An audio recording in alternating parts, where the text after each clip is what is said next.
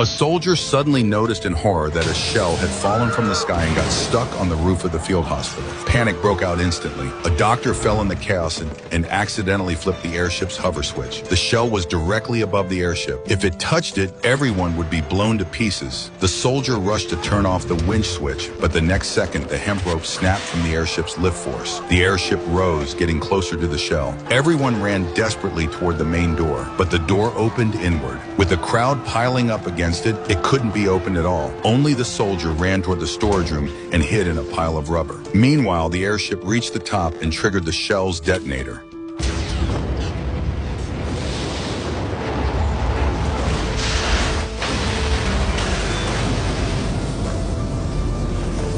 After the explosion, only the soldier survived. After witnessing the cruelty of war firsthand, he decided to dodge military service. So he sharpened a bullet with a file, loaded the rifle, pointed it at his palm, bit down on a strap, and pulled the trigger. He thought the injury would get him discharged, but instead, the military court ruled the wound to be self-inflicted. He was labeled a deserter and sentenced to death. They took him to the front lines of the Somme, dumping him in no man's land to fend for himself. With him were 4 other deserters. Soon they arrived at the trenches on the front. Because of how dire the situation was, the officer decided to request a pardon for the 5 men. The pardon soon reached the general, but the general just glanced at it and tore it in half. So the soldier was sent to the center of the battlefield. He hid behind a crumbling wall as shells exploded all around him. As the explosions got closer, he decided to move into a crater, but the very next moment, a shell blasted him into the air. Luckily, he only suffered some scrapes. Then he saw the shell had opened up a cellar. He quickly crawled inside.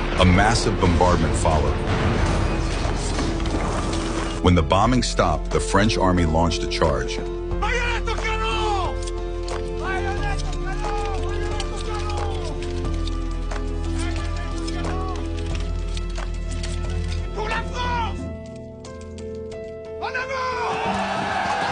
As they rushed forward, German machine guns opened fire. Bullets tore through the soldiers one after another. After the battle, a wounded French soldier stumbled into the cellar. His injuries were too severe. He died before saying a word. The soldier quickly searched his pockets for food and filled his stomach with chocolate. Then he changed into the man's uniform and swapped their dog tags. Now he had a new identity. At night, he quietly slipped away.